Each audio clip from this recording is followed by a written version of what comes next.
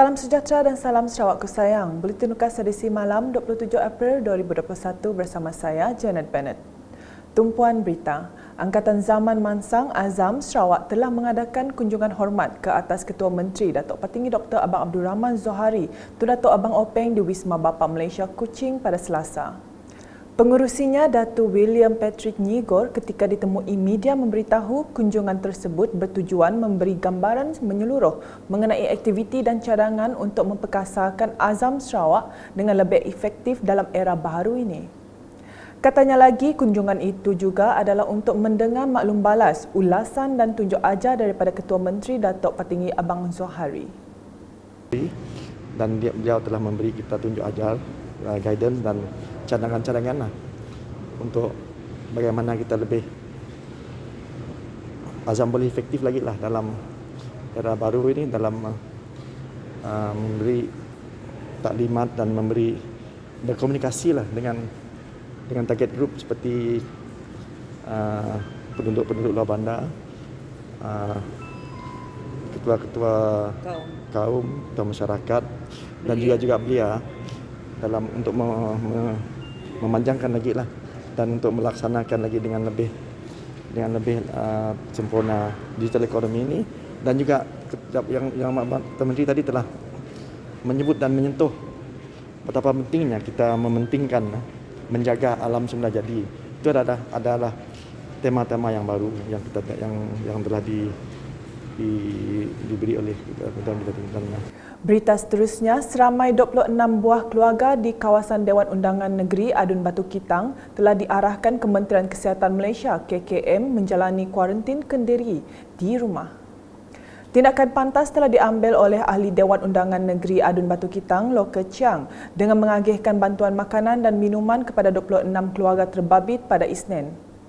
Pengurusi Persatuan Penggerak Kemajuan Kota Padawan, Albert Lee Johi dan Setiausaha Cawangan SUPP Batu Kitang, Gani, yang mewakili Lo telah mengagihkan bantuan makanan tersebut di Kampung Tematu, Kampung Bubuk dan Batu 41.5.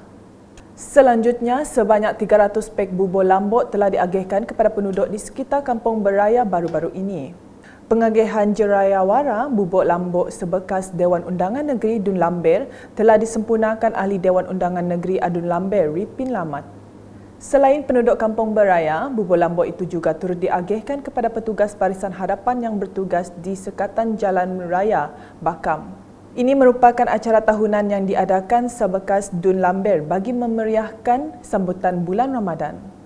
Berikut pula, Jabatan Beli Buso Musi yang berjumlah 3.88 juta ringgit kini selesai dipasang dan dijangka siap sepenuhnya sebelum Hari Raya Aidilfitri tahun ini. Perkara ini telah dimaklumkan menerusi status yang dimuat naik di dalam laman Facebook milik Dewan Undangan Negeri Dun Tasik Biru baru-baru ini. Dalam perkembangan sama, lapisan asas jalan raya road base dari Kampung Seberang Buso menuju ke Musi juga telah siap. Projek yang berpaksikan rakyat tersebut akan membuka dan mewujudkan lebih banyak kegiatan ekonomi dalam kalangan penduduk di kawasan itu.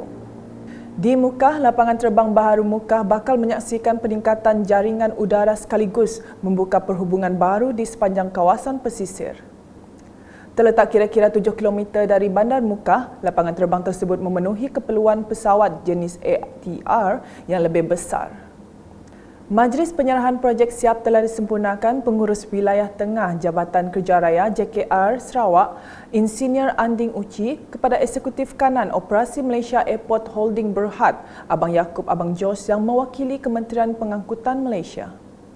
Projek pembinaan lapangan terbang baharu itu merangkumi bangunan terminal, landasan terbang, pejabat pengurusan, kemudahan penumpang menunggu, pejabat penerbangan awam Malaysia, bangunan VIP dan VVIP, bangunan AFRS, Airport Fire and Rescue Service kategori 5, quarters dan stesen meteorologi.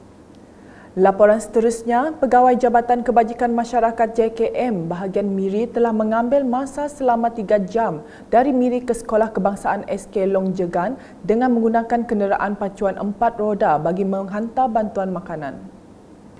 SK Longjegan Tinjar, Baram yang terletak dalam daerah Beluru telah dikenakan perintah sekatan pergerakan selama 14 hari bermula 23 April sehingga 6 Mei 2021 selepas beberapa orang guru di sekolah berkenaan telah dikenal pasti mempunyai kontak rapat dengan kes positif COVID-19. Mereka menerima 52 pek makanan asas, 2 pek susu dan lampin pakai buang. Turut menerima bantuan makanan ialah penduduk di rumah Douglas Bungan, Timban yang terletak di Sungai Temat, Bain, Tinjar. Rumah panjang berkenaan juga telah dilanjutkan perintah sekatan pergerakan bermula 22 April sehingga 5 Mei 2021. Berita di Matu, seramai 60 orang petugas barisan hadapan di daerah Matu sudah melengkapkan 2 dos suntikan vaksin menerusi program imunisasi COVID-19 kebangsaan setakat Isnin.